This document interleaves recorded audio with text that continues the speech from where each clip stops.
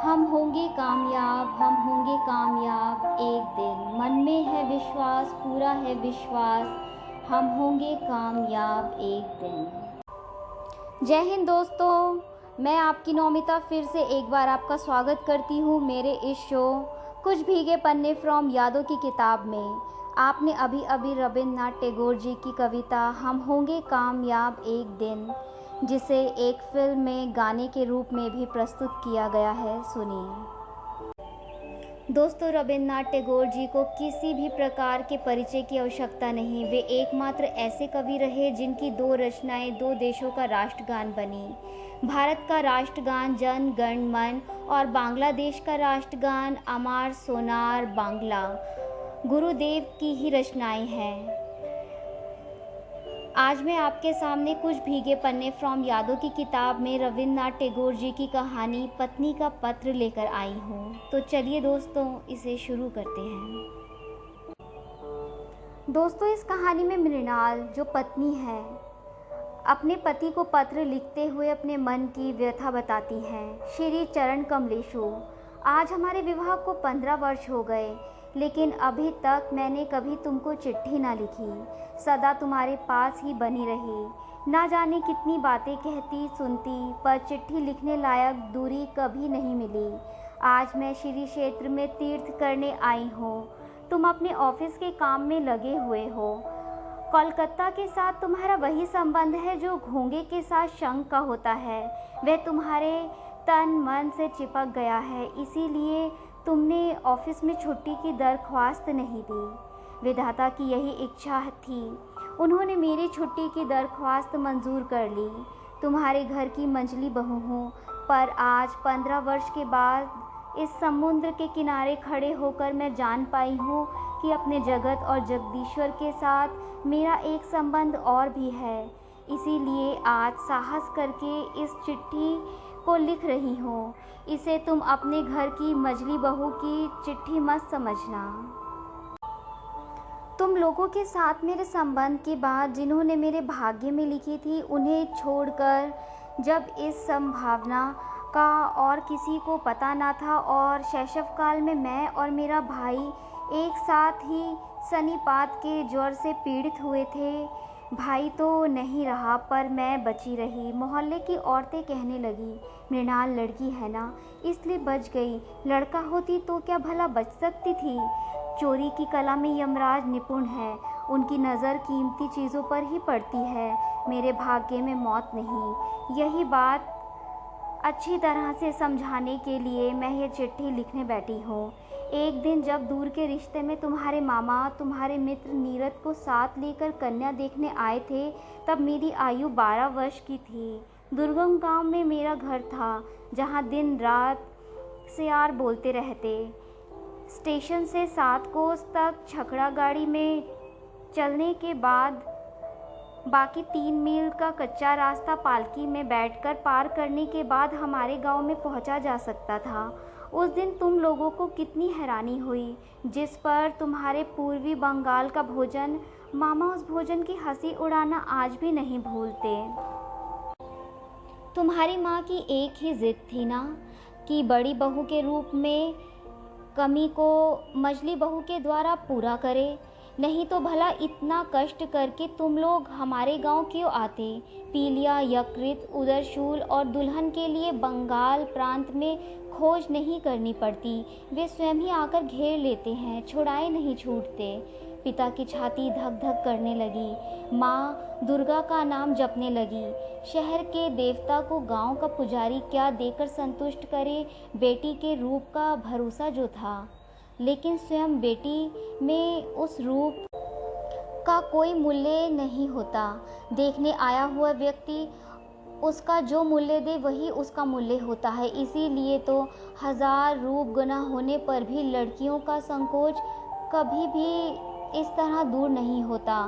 सारे घर का, यही नहीं सारे मोहल्ले का यह आतंक मेरी छाती पर पत्थर की तरह जमकर बैठ गया। आकाश का सारा उजाला और संसार की समस्त शक्ति उस दिन मानो 12 वर्षीय ग्रामीण लड़की को 2 परीक्षकों की 2 जोड़ी आँखों के सामने कसकर पकड़ रखने के लिए चपरासीगिरी कर रही थी। मुझे कहीं छिपने की जगह ना मिली। अपने करुण स्वर में संपूर्ण आकाश में कांपती हुई शहनाई बज उठी। मैं तुम लोगों के यहाँ आ पहुँची। मेरे सारे ऐबों का ब्यूरोवार हिसाब लगाकर गृहिणियों को यह स्वीकार करना पड़ा कि सब कुछ होते हुए भी मैं सुंदरी ज़रूर हूँ। यह बात सुनते ही मेरी बड़ी जेठानी का चेहरा भारी हो गया। लेकिन सोचती हूँ, मुझे रूप की ज़रूरत ही क्या थी। रूप नामक वस्तु को अगर किसी त्रिपुंडी पंडित ने गंगा मिट्टी से गढ़ा होता तो उसका आदर हो, लेकिन उसे तो विधाता ने केवल अपने अंदर से निर्मित किया है। इसीलिए तुम्हारे धर्म के संसार में उसका कोई मूल्य नहीं। मैं रूपवती हूँ, इस बात को भूलने में तुम्हें बहुत दिन नहीं लगे, लेकिन मुझ में बुद्धि भी है। यह बात तुम लोगों को पग पग पर याद करनी पड़ी। मेरी यह बुद्धि इतनी प्राकृत है कि तुम लोगों की घर गृहस्थी में इतना समय काट देने पर भी वह आज भी टिकी हुई है। मेरी इस बुद्धि से माँ बड़ी चिंतित रहती थी। नारी के लिए यह तो एक बला ही है। बाधाओं को मान कर चलना जिसका काम है, वह यदि बुद्धि को मानकर चलना चाहे तो ठोकर खा खाकर उसका सिर फूटेगा ही। लेकिन तुम ही बताओ, मैं क्या करूं? तुम लोगों के घर की बहू को जितनी बुद्धि की ज़रूरत है, विधाता ने लापरवाही से मुझे उससे बहुत ज़्यादा बुद्धि दे डाली। अब मैं उसे लौटाऊं भी तो किसको? तुम लोग मुझे पुरखिन कहकर दिन रात बोलते रहते। अश्मय को कड़ी बात कहने से ही सांत्वना मिलती है, इसीलिए मैंने उसको क्षमा कर दिया। मेरी एक बात तुम्हारी घर गृहस्थी से बाहर थी, जिसे तुम में से कोई नहीं जानता।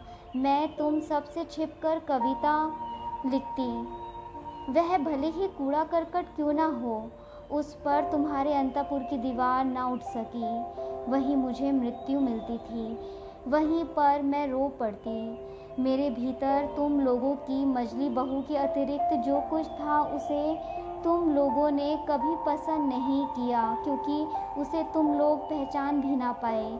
मैं कवि हूँ, यह बात 15 वर्ष में भी तुम लोगों की पकड़ में नहीं आई। मृणाल आगे लिखती है, तुम लोगों के घर की प्रथम स्मृतियों में मेरे मन में जो सबसे ज़्यादा जगती रही, वह तुम लोगों की गौशाला अंतरपुर को जाने वाले जीने की बगल के कोठे में तुम लोगों की गोया रहती है। सामने के आंगन को छोड़कर उनके हिलने डुलने के लिए और कोई जगह ना थी।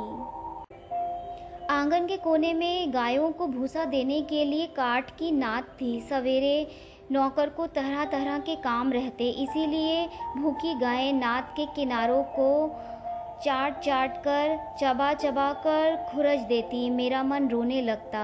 मैं गवाई गांव की बेटी जिस दिन पहली बार तुम्हारे घर आई, उस दिन उस बड़े शहर के बीच मुझे वे 2 गायें और 3 बछड़े चिर परिचित आत्मीय जैसे जान पड़े।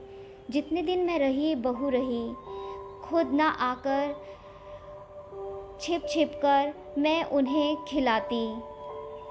जब बड़ी हुई तब गौ के प्रति मेरी प्रत्यक्ष ममता देखकर मेरे साथ हंसी मजाक का संबंध रखने वाले लोग मेरे गोत्र के बारे में संदेह प्रकट करते रहे। मेरी बेटी जन्मते ही मर गई। जाते समय उसने साथ चलने के लिए मुझे भी पुकारा था। अगर वह बची रहती तो मेरे जीवन में जो कुछ महान है, जो कुछ सत्य है, वह सब मुझे ला देती। तब मैं मजली बहू से एकदम माँ बन जाती। गृहस्थी में बंधी रहने पर भी माँ विश्व भर की माँ होती है, पर मुझे माँ होने की वेदना ही मिली, मातृत्व की मुक्ति प्राप्त नहीं हुई। मुझे याद है अंग्रेज़ डॉक्टर को हमारे घर का भीतरी भाग देखकर बड़ा आश्चर्य हुआ था और जच्चा घर देखकर नाराज़ होकर उसने डांट फटकार लगाई थी। सदर में तो तुम लोगों का छोटा सा बाग है, कमरे में भी साज सिंगार की कोई कमी नहीं, पर भीतर का भाग मानो पश्मीने के काम की उल्टी परत हो। वहाँ ना कोई लज्जा है, ना सौंदर्य, ना श्रृंगार। उजाला वहाँ टिमटिमाता रहता है, हवा चोर की भांति प्रवेश करती है, आंगन का कूड़ा करकट हटने का नाम नहीं लेता। फर्श और दीवार पर कालीमा अक्षय बनकर विराजती हैं। लेकिन डॉक्टर ने एक भूल की थी। उसने यह सोचा कि शायद इससे हमको रात दिन दुख होगा। बात बिल्कुल उल्टी है। अनादर नाम की चीज़ राख की तरह होती है। वह शायद भीतर ही भीतर आग को बनाए रहती है, लेकिन ऊपर से उसके ताप को प्रकट नहीं होने देती। जब आत्मसम्मान घट जाता है तब अनादर में अन्याय भी नहीं दिखाई देता, इसीलिए उसकी पीड़ा नहीं होती। यही कारण है कि नारी दुख का अनुभव करने में ही लज्जा पड़ती है। इसीलिए मैं कहती हूँ, अगर तुम लोगों की व्यवस्था यही है कि नारी को दुख पाना ही होगा, तो फिर जहाँ तक संभव हो उसे अनादर रखना ही ठीक है। आदर से दुख की व्यवस्था और बढ़ जाती है। तुम मुझे चाहे रखते रहे, मुझे दुख है, यह बात कभी मेरे ख्याल में भी ना आई। जच्चा घर में जब सिर पर मौत मंडराने लगी थी तब भी मुझे कोई डर नहीं लगा। हमारा जीवन ही क्या है कि मौत डराना पड़े। जिनके प्राणों को आदर और यत्न से कसकर बांध लिया गया हो, मरने में उन्हीं को कष्ट होता है। उस दिन अगर यमराज मुझे घसीटने लगते तो मैं उसी तरह उखड़ आती जिस तरह पोली ज़मीन से घास बड़ी आसानी से जड़ समेत खिंच आती है। बंगाल की बेटी तो बात बात में मरना चाहती है, लेकिन इस तरह मरने में कौन सी बहादुरी है। हम लोगों के लिए मरना इतना आसान है कि मरते लज्जा आती है। मेरी बेटी संध्या तारा की तरह क्षण भर के लिए उदित होकर अस्त हो गई। मैं फिर से अपने दैनिक कामों में और गाय बछड़ों में लग गई। इसी तरह मेरा जीवन आखिर तक जैसे तैसे कट जाता। आज तुम्हें यह चिट्ठी लिखने की ज़रूरत पड़ती, तभी ये चिट्ठी मैं लिख रही हूँ। लेकिन कभी कभी हवा एक मामूली सा बीज उड़ाकर ले जाती है और पके दलान में पीपल का अंकुर फूट उठता है और होते होते उसी से लकड़ी पत्थर की छाती विदीर्ण होने लग जाती है। मेरी गृहस्थी की पक्की व्यवस्था में भी जीवन एक छोटा सा कण न जाने कहाँ से उड़कर आ पड़ा। तभी से दरार शुरू हो गई। जब विधवा माँ की मृत्यु के बाद मेरी जेठानी की बहन बिंदु ने अपने चचेरे भाई के अत्याचार के मारे एक दिन हमारे घर में अपनी दीदी के पास आश्रय लिया था, तब तुम लोगों ने सोचा था कि यह कहाँ की बला आ गई। तुम लोग सब मन ही मन खिंच उठे। इसीलिए उस निराश्रिता लड़की को घेर कर मेरा संपूर्ण मन एकाएक जैसे कमर बांधकर खड़ा हो गया हो। पराए घर में पराए लोगों की अनिच्छा होते हुए भी आश्रय लेना कितना बड़ा अपमान है। यह अपमान भी जिसे विवश होकर स्वीकार करना पड़ा। बाद में मैंने अपनी बड़ी जेठानी की दशा देखी। उन्होंने अपनी गहरी संवेदना के कारण ही बहन को अपने पास बुलाया था, लेकिन जब उन्होंने देखा कि इसमें पति की इच्छा नहीं तो उन्होंने ऐसा भाव दिखाना शुरू किया मानो उन पर कोई बड़ी बला आ पड़ी हो, मानो अगर वह किसी तरह दूर हो सके तो जान बचे। उन्हें इतना साहस न हुआ कि अपनी अनाथ बहन के प्रति खुले मन से स्नेह प्रकट कर सके। उनका यह संकट देखकर मेरा मन और दुखी हो उठा।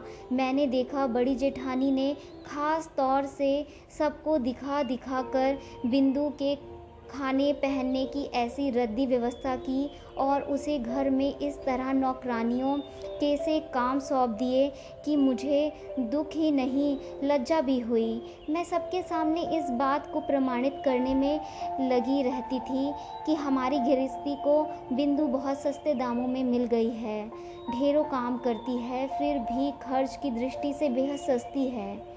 मेरी बड़ी जेठानी के पितृवंश में कुछ के अलावा और कोई बड़ी चीज़ ना थी, ना रूप था ना धन। किसी तरह मेरे ससुर के पैरों पड़ने पर तुम लोगों के घर में उनका ब्याह हुआ था, यह बात तुम अच्छी तरह जानते हो। वे सदा यही सोचती रही कि उनका विवाह तुम्हारे वंश के प्रति बड़ा भारी अपराध था, इसीलिए वे सब बातों में अपने आप को भरसक दूर रखकर अपने को छोटा मानकर तुम्हारे घर में बहुत ही थोड़ी जगह में सिमट कर रहती थी।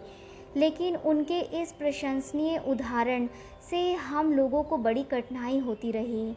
मैं अपने आप को इस तरह से इतना बेहद छोटा नहीं महसूस कर पाती। मैं जिस बात को अच्छा समझती हूँ उसे किसी और की खातिर बुरा समझने को मैं उचित नहीं मानती। इस बात के तुम्हें भी बहुत से प्रमाण मिल चुके हैं। बिंदु को मैं अपने कमरे में घसीट लाई। जीजी कहने लगी, मझली बहू गरीब घर की बेटी का दिमाग खराब कर डालेगी। वे सबसे मेरी इस ढंग से शिकायत करती फिरती मानो मैंने कोई भारी आफत ढा दी हो। लेकिन मैं अच्छी तरह जानती हूँ, वे मन ही मन सोचती थी कि जान बची। अब अपराध का बोझ मेरे सिर पर पड़ने लगा। वे अपनी बहन के प्रति खुद जो स्नेह नहीं दिखा पाती थी, वही मेरे द्वारा प्रकट करके उनका मन हल्का हो जाता। मेरी बड़ी जेठानी बिंदु की उम्र में से 2-1 अंक कम कर देने की चेष्टा किया करती थी, लेकिन अगर अकेले में उनसे यह कहा जाता कि उसकी अवस्था 14 से कम नहीं थी तो जाती न होती। तुम्हें तो मालूम है, देखने में वह इतनी कुरूप थी कि अगर वह फर्श पर गिरकर अपना सिर फोड़ लेती तो भी लोगों को घर के फर्श की ही चिंता होती। यही कारण है कि माता पिता के ना होने पर ऐसा कोई ना था जो उसके विवाह की सोचता, और ऐसे लोगों भी भला कितने थे जिनके प्राणों में इतना बल हो कि उससे विवाह कर सके। बिंदु बहुत डरी डरी मेरे पास आई, मानो अगर मेरी देह उससे छू जाएगी तो मैं सह नहीं पाऊंगी, मानो संसार में उसको जन्म लेने का कोई अधिकार ही ना था। इसीलिए वह हमेशा अलग हटकर आंख बचाकर चलती। उसके पिता के यहाँ उसके चचेरे भाई उसके लिए ऐसा एक भी कोना नहीं छोड़ना चाहते थे जिसमें वह फालतू चीज़ की तरह पड़ी रह सके। फालतू कूड़े को घर के आसपास अनायास ही स्थान मिल जाता है, उसके लिए घूरे पर भी जगह नहीं होती। मैं बिंदु को अपने कमरे में बुला लाई। मेरा कमरा ही तो नहीं था। बिंदु के मन से जब मेरा डर जाता रहा तब उसको एक और कुग्रह ने पकड़ लिया। वह मुझे इतना प्यार करने लगी कि मुझे डर होने लगा। स्नेह की ऐसी मूर्ति तो संसार में पहले कभी देखी ही ना थी। पुस्तकों में पढ़ा अवश्य था, पर वह भी स्त्री पुरुष के बीच ही।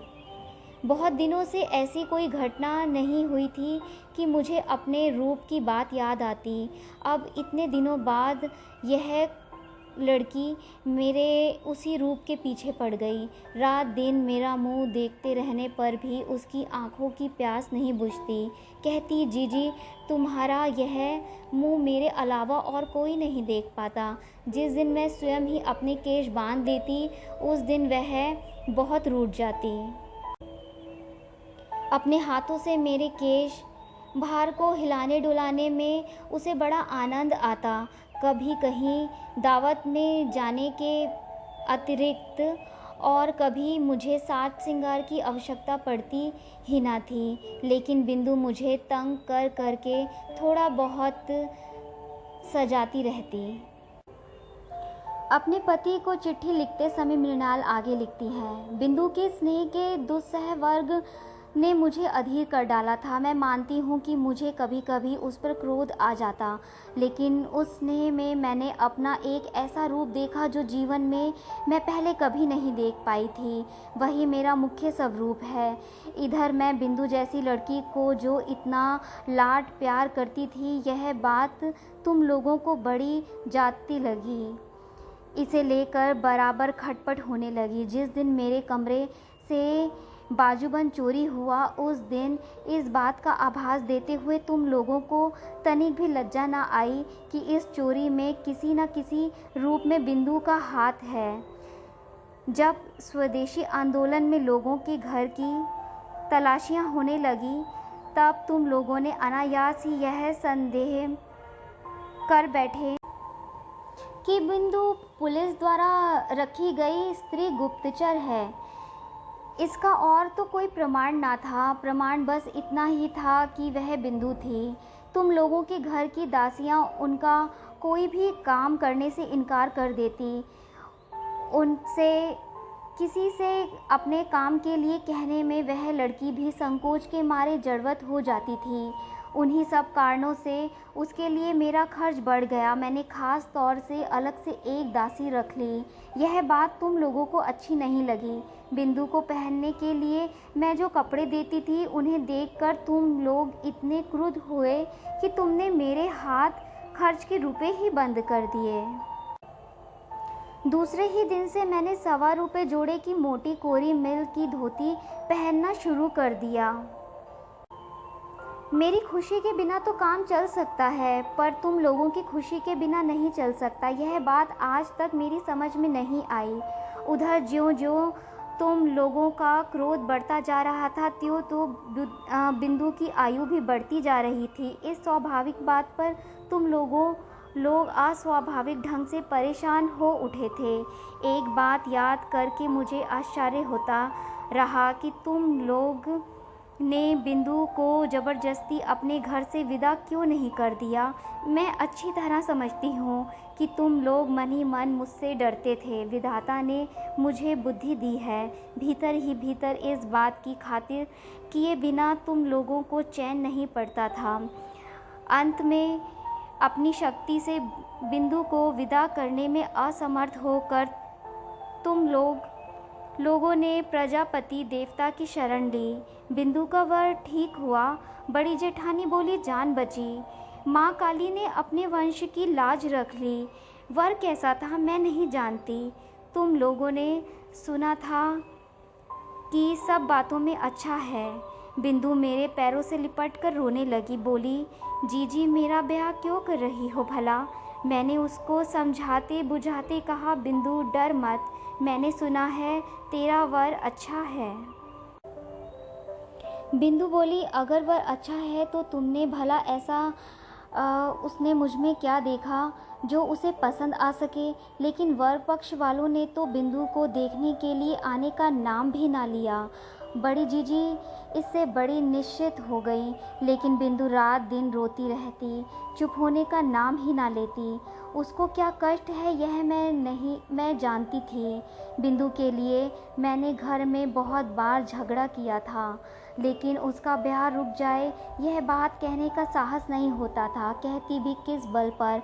मैं अगर मर जाती तो उसकी क्या दशा होती। एक तो लड़की जिस पर काली जिसके यहाँ जा रही है, वहाँ उसकी क्या दशा होगी। इस बातों की चिंता ना करना ही अच्छा था। सोचती तो प्राण काँप उठते। बिंदु ने कहा, जीजी ब्याह के अभी 5 दिन और हैं, इस बीच क्या मुझे मौत नहीं आएगी। मैंने उसको खूब धमकाया, लेकिन अंतर्यामी जानते हैं कि अगर किसी स्वाभाविक ढंग से बिंदु की मृत्यु हो जाती तो मुझे चैन मिलता। ब्याह के एक दिन पहले बिंदु ने अपनी जीजी के पास जाकर कहा, जीजी मैं तुम लोगों की गौशाला में पड़ी रहूँगी, जो कहोगी वही करूँगी। मैं तुम्हारे पैरों पड़ती हूँ, मुझे इस तरह मत धकेलो। कुछ दिनों से जीजी की आंखों से चोरी चोरी आंसू झर रहे थे। उस दिन भी झरने लगे। लेकिन सिर्फ हृदय ही तो नहीं होता, स्त्री शास्त्र भी तो होता है। उन्होंने कहा, बिंदु जानती नहीं, स्त्री की गति मुक्ति सब कुछ पति ही है। भाग्य में अगर दुख लिखा है तो उसे कोई नहीं मिटा सकता। असली बात तो यह थी कि कहीं कोई रास्ता ही ना था। बिंदु, ब्याह तो करना ही पड़ेगा। फिर जो हो सो।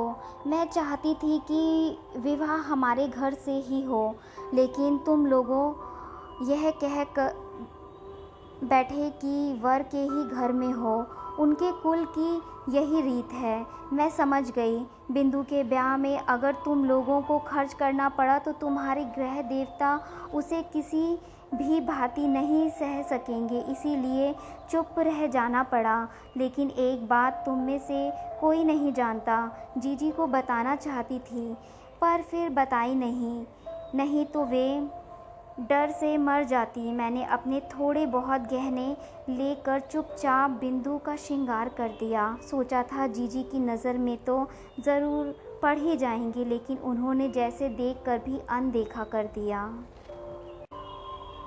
जाते समय बिंदु मुझसे लिपट कर बोली, जीजी, तो क्या तुम लोगों ने मुझे एकदम त्याग दिया? मैंने कहा, नहीं बिंदु, तुम चाहे जैसे हालात में रहो, प्राण रहते मैं तुम्हें नहीं त्याग सकती।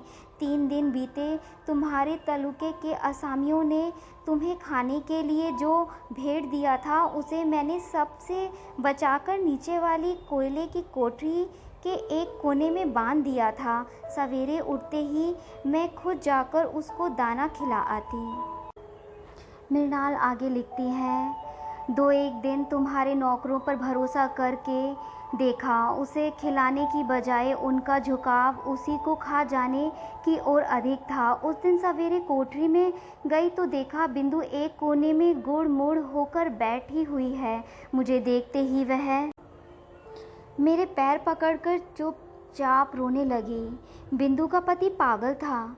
सच कह रही है बिंदु? तुम्हारे सामने क्या मैं इतना बड़ा झूठ बोल सकती हूँ दीदी? वह पागल है। इस विवाह में ससुर की सहमति नहीं थी, लेकिन वे मेरी सास से यमराज की तरह डरते थे। ब्याह के पहले ही काशी चल दिए। सास ने जिद करके अपने लड़के का ब्याह कर लिया। मैं वहीं कोयले के ढेर पर बैठ गई। स्त्री पर स्त्री को दया नहीं आती। कहती है, कोई लड़की थोड़े ही है, लड़का पागल है तो है तो पुरुष। देखने में बिंदु का पति पागल नहीं लगता, लेकिन कभी कभी उसे ऐसा उन्माद चढ़ता कि उसे कमरे में ताला बंद करके रखना पड़ता। ब्याह की रात वह ठीक था, लेकिन रात में जागते रहने के कारण, इसी तरह के और झटकों के कारण दूसरे दिन उसका दिमाग बिल्कुल ख़राब हो गया। बिंदु दोपहर को पीतल की थाली में भात खाने बैठी थी।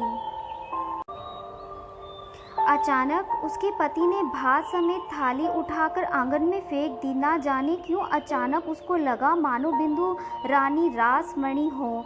नौकर ने हो ना हो चोरी से उसी के सोने के थाल में रानी के खाने के लिए भात दिया हो, इसीलिए उसे क्रोध आ गया था।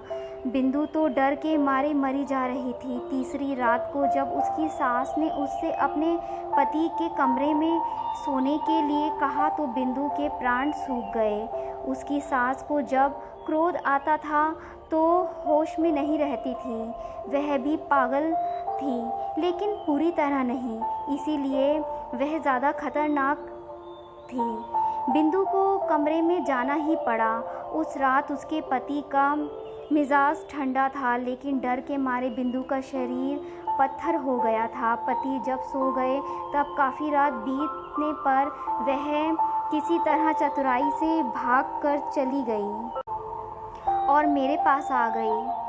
घृणा और क्रोध से मेरा शरीर जलने लगा। मैंने कहा, इस तरह धोखे के ब्याह को ब्याह नहीं कहा जा सकता। बिंदु, तू जैसे रहती थी वैसे ही मेरे पास रह। कोई फ़र्क नहीं पड़ता, तुझे कौन ले जा सकता है। तुम लोगों ने कहा बिंदु झूठ बोलती है। मैंने कहा वह कभी झूठ नहीं बोलती। तुम लोगों ने कहा तुम्हें कैसे मालूम। मैंने कहा मैं अच्छी तरह जानती हूँ। तुम लोगों ने डर दिखाया, अगर बिंदु के ससुराल वालों ने पुलिस केस कर दिया तो आफत में पड़ जाओगे। मैंने कहा क्या अदालत यह बात ना सुनेगी कि उसका ब्याह धोखे से किसी पागल वर्ग के साथ कर दिया गया है। तुमने कहा तो क्या इसके लिए अदालत जाएंगे, हमें ऐसी क्या गर्ज है। मैंने कहा जो कुछ तुम मुझसे बन पड़ेगा अपने गहने बेचकर करूँगी। तुम लोगों ने कहा क्या वकील के घर तक दौड़ोगी। इस बात का क्या जवाब होता, सिर ठोकने के अलावा और कर भी क्या सकती थी। उधर बिंदु के ससुराल से उसके जेठ ने आकर बड़ा हंगामा खड़ा कर दिया। कहने लगा थाने में रिपोर्ट कर दूंगा। मैं नहीं जानती मुझ में क्या शक्ति थी, लेकिन जिस गाय ने अपने प्राणों के डर से कसाई के हाथों से छूटकर मेरा आश्रय लिया हो, उसे पुलिस के डर से फिर उस कसाई को लौटाना पड़े, यह बात मैं किसी भी प्रकार नहीं मान सकती थी। मैंने हिम्मत करके कहा करने दो थाने में रिपोर्ट। इतना कहकर मैंने सोचा कि अब बिंदु को अपने सोने के कमरे में ले जाकर कमरे में ताला लगाकर बैठ जाऊं, लेकिन खोजा तो बिंदु का कहीं पता नहीं। जिस समय तुम लोगों से मेरी बहस चल रही थी उसी समय बिंदु ने स्वयं बाहर निकलकर अपने जेठ को आत्मसमर्पण कर दिया था। वह समझ गई थी कि अगर वह इस घर में रही तो मैं बड़ी आफत में पड़ जाऊंगी। बीच में भाग आने से बिंदु अपना दुख और भी बढ़ा लिया। उसकी सास का तर्क था कि उनका लड़का उसको खाए तो नहीं जा रहा था। ना संसार में बुरे पति के उदाहरण दुर्लभ भी नहीं हैं, उनकी तुलना में तो उनका लड़का सोने का चांद था।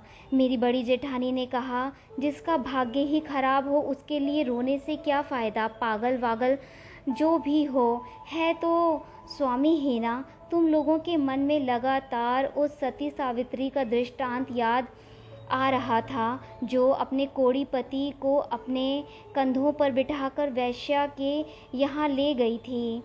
संसार भर में कायरता के इस सब से अधर्म आख्यान का प्रचार करते हुए तुम लोग के पुरुष मन को कभी तनिक भी संकोच न हुआ। इसलिए मानव जन्म पाकर भी तुम लोग बिंदु के व्यवहार पर क्रोध कर सके, उससे तुम्हारा सिर नहीं झुका। बिंदु के लिए मेरे मन में बहुत दुख था, लेकिन तुम लोगों का व्यवहार देखकर मेरी लज्जा का अंत न था।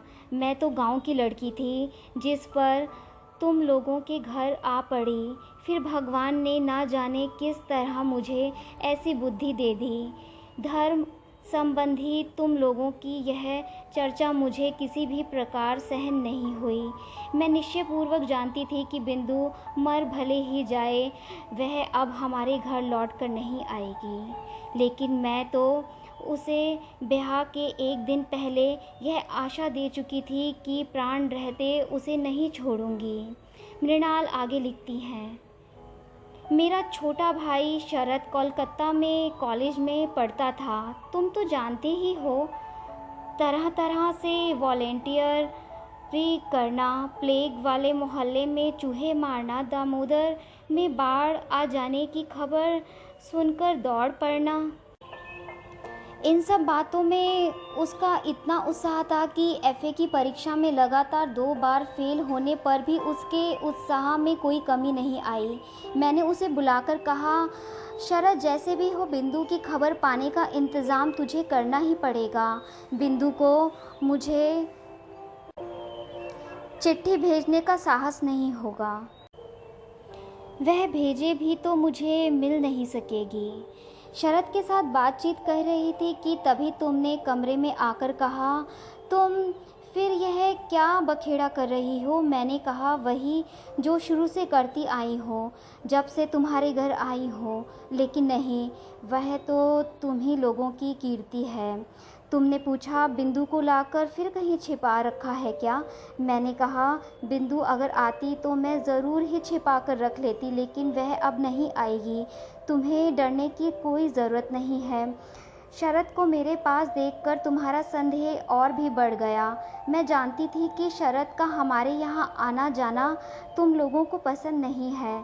तुम्हें डर था कि उस दिन उस पुलिस की नज़र है, अगर कभी किसी राजनीतिक मामले में फंस गया तो तुम्हें भी फंसा डालेगा। इसलिए भैया दूज का तिलक भी आदमी के हाथों उसी के पास भिजवा देती थी, अपने घर नहीं बुलाती थी। एक दिन तुमसे सुना कि बिंदु फिर भाग गई है, इसीलिए उसका जेठ हमारे घर उसे खोजने आया है। अभागिनी का असहाय कष्ट तो मैं समझ गई, पर फिर भी कुछ करने का कोई रास्ता न था। शरद पता करने दौड़ा। शाम को लौटकर मुझसे बोला बिंदु अपने चचेरे भाई के यहाँ गई थी, लेकिन उन्होंने अत्यंत क्रोध होकर उसी वक्त उसे फिर ससुराल पहुँचा दिया। उसके लिए उन्हें हर्जाने का और गाड़ी किराए का जो दंड भोगना पड़ा, उसकी खार अब भी उनके मन से नहीं गई है। श्री क्षेत्र की तीर्थ यात्रा करने के लिए तुम लोगों की काकी तुम्हारे यहाँ आकर ठहरी। मैंने तुमसे कहा मैं भी जाऊंगी। अचानक मेरे मन में धर्म के प्रति यह श्रद्धा देखकर तुम इतने खुश हुए कि तुमने तनिक भी आपत्ति नहीं की। मृणाल आगे लिखती है, तुम्हें इस बात का भी ध्यान था कि अगर मैं कलकत्ता में रही तो फिर किसी न किसी दिन बिंदु को लेकर झगड़ा कर बैठूंगी। मेरे मारे तुम्हें बड़ी परेशानी थी। मुझे बुधवार को चलना था, रविवार को ही सब ठीक ठाक हो गया। मैंने शरद को बुलाकर कहा जैसे भी हो बुधवार को पूरी जाने वाली गाड़ी में तुझे बिंदु को चढ़ा ही देना पड़ेगा। शरद का चेहरा खिल उठा। वह बोला डर की कोई बात नहीं जीजी, मैं उसे गाड़ी में बिठाकर पुरी तक चला लाऊंगा। इसी बहाने जगन्नाथ जी के दर्शन भी हो जाएंगे। उसी दिन शाम को शरद फिर आया। उसका मुंह देखते ही मेरा दिल बैठ गया। मैंने पूछा क्या बात है शरद, शायद कोई रास्ता नहीं निकला? वह बोला नहीं। मैंने पूछा क्या उसे राज़ी नहीं कर पाए? उसने कहा अब ज़रूरत भी नहीं। कल रात अपने कपड़ों में आग लगाकर वह आत्महत्या करके मर गई। उस घर के जिस भतीजे से मैंने मेल बढ़ा लिया था, उसी से खबर मिली कि तुम्हारे नाम की वह एक चिट्ठी रख गई थी, लेकिन वह चिट्ठी उन लोगों ने नष्ट कर दी। चलो छुट्टी हुई। गांव भर के लोग चीख उठे, कहने लगे लड़कियों का कपड़ों में आग लगाकर मर जाना तो अब एक फैशन हो गया है। तुम लोगों ने कहा अच्छा नाटक है, हुआ करे, लेकिन नाटक का तमाशा सिर्फ बंगाली लड़कियों की साड़ी पर ही क्यों होता है? बंगाली वीर पुरुषों की धोती की चुन्नटों पर क्यों नहीं होता? वह भी तो सोच कर देखना चाहिए। ऐसा ही था बिंदु का दुर्भाग्य। जितने दिन जीवित रही तनिक भी यश नहीं मिला, न रूप का न गुण का। मरते वक्त भी वह यह नहीं हुआ कि सोच समझकर कुछ ऐसा नए ढंग से मरती कि दुनिया भर के लोग खुशी से ताली बजा उठते। मरकर भी उसने लोगों को नाराज़ ही किया। जीजी कमरे में जाकर चुपचाप रोने लगी, लेकिन उस रोने में जैसे एक सांत्वना थी। कुछ भी सही, जान तो बची, मर गई यही क्या कम है? अगर बची रहती तो ना जाने क्या हो जाता। मैं तीर्थ में आ पहुंची हूँ। बिंदु के आने की तो ज़रूरत ही ना रही, लेकिन मुझे ज़रूरत थी। लोग जिसे दुख मानते हैं वह तुम्हारी गृहस्थी में मुझे कभी नहीं मिला। तुम्हारे यहाँ खाने पहनने की कोई कमी नहीं। तुम्हारे बड़े भाई का चरित्र चाहे जैसा हो, तुम्हारे चरित्र में ऐसा कोई दोष नहीं जिसके लिए विधाता को बुरा कह सकूं। वैसे अगर तुम्हारा स्वभाव तुम्हारे बड़े भाई जैसा हो तो भी शायद मेरे दिन करीब करीब ऐसे ही कट जाते और मैं अपनी सती साध्वी बड़ी जेठानी की तरह पति देवता को दोष देने की बजाय विश्व देवता को ही दोष देने की चेष्टा करती। अतएव मैंने तुमसे कोई शिकायत नहीं की। मेरी चिट्ठी का कारण यह नहीं है। लेकिन मैं अब माखन बडाल की गली के तुम्हारे उस 27 नंबर वाले घर में लौट कर नहीं आऊँगी। मैं बिंदु को देख चुकी हूँ। उस संसार में नारी का सच्चा परिचय क्या है यह मैं पा चुकी हूँ। अब तुम्हारी कोई ज़रूरत नहीं। और फिर मैंने यह भी देखा है कि वह लड़की ही क्यों ना हो, भगवान ने उसे उसका त्याग नहीं किया। उस पर तुम लोगों का चाहे कितना ही जोर क्यों न रहा हो, वह उसका अंत नहीं था। वह अपने अभागे मानव जीवन से बड़ी थी। तुम लोगों के पैर इतने लंबे नहीं थे कि तुम मन माने ढंग से अपने हिसाब से उसके जीवन को सदा के लिए उनसे दबा कर रख सकते। मृत्यु तुम लोगों से भी बड़ी है। अपनी मृत्यु में वह महान है। वह बिंदु केवल बंगाली परिवार की लड़की नहीं है, केवल चचेरे भाइयों की बहन नहीं, केवल किसी अपरिचित पागल पति की प्रवंचिता पत्नी नहीं, वह अनंत है। मैंने विधाता से प्रश्न किया, इस संसार में जो सबसे अधिक तुच्छ है वही सबसे अधिक कठिन क्यों है? इस गली में 4 दीवारी से घिरे इस निरा आनंद संस्थान में यह जो तुच्छतम बुद्ध है वह इसी भयंकर बाधा में कैसे बंध गया? तुम्हारा संसार अपनी शठ नीतियों से सुधा पात्र को संभाले कितना ही क्यों न पुकारे। मैं उस अंतःपुर की जरा सी चौखट को क्षण भर के लिए भी पार क्यों न कर सकी। तुम्हारी गली का मुझे कोई डर नहीं। आज मेरे सामने नीला समुद्र है, मेरे सिर पर आषाढ़ के बादल। तुम लोगों की रीति नीति के अंधेरे ने मुझे अब तक ढक रखा था। बिंदु ने आकर्षण भर के लिए उस आवरण में छेद में से मुझे देख लिया। वही लड़की अपनी मृत्यु द्वारा सिर से पैर तक मेरा वह आवरण उधाड़ गई। आज बाहर आकर देखती हूँ अपना गौरव रखने के लिए कहीं जगह ही नहीं है। मेरा यह अनंत रूप जिनकी आँखों को भाया है वे आज संपूर्ण आकाश से मुझे निहार रहे हैं। अब मजली बहू की खैर नहीं। तुम सोच रहे होगे मैं मरने जा रही हूँ। डरने की कोई बात नहीं। तुम लोगों के साथ मेरा ऐसा पुराना मजाक नहीं है। मीराबाई भी तो मेरी तरह ही नारी थी। उनकी जंजीरें भी तो कम भारी नहीं थी। बचने के लिए उनको तो मरना नहीं पड़ा। मीरा ने अपने गीतों में कहा था, बाप छोड़े माँ छोड़े जहाँ कहीं जो भी है सब छोड़ दें, लेकिन मीरा की लगन वही रहेगी प्रभु। अब जो होना है सो हो, यह लगन ही तो जीवन है। मैं अभी जीवित रहूँगी। मैं बच गई, तुम लोगों के चरणों के आश्रय से छूट गई। मृणाल। धन्यवाद दोस्तों आज भी हम इस प्रकार की कहानी अपने प्रदेश अपने समाज में देखते हैं। दोस्तों आज के लिए बस इतना ही। अगले सप्ताह बुधवार शाम 7 बजे फिर मिलेंगे। तब तक के लिए आप एंजॉय कीजिए। और भाई का ये गीत ए दिल मुझे बता दे का ये गीत सुनते रहिए और सुनना ना भूले रेडियो उड़ान, ए फ्लाइट ऑफ लाइफ। और आपको हमारा कार्यक्रम कैसा लगा कमेंट करके हमें ज़रूर बताएं। अभी के लिए मैं यानी आपकी नौमिता आपसे विदा लेती हूँ। अपना ख्याल रखिए, स्वस्थ रहिए और सुनते रहिए रेडियो उड़ान, ए फ्लाइट ऑफ लाइफ।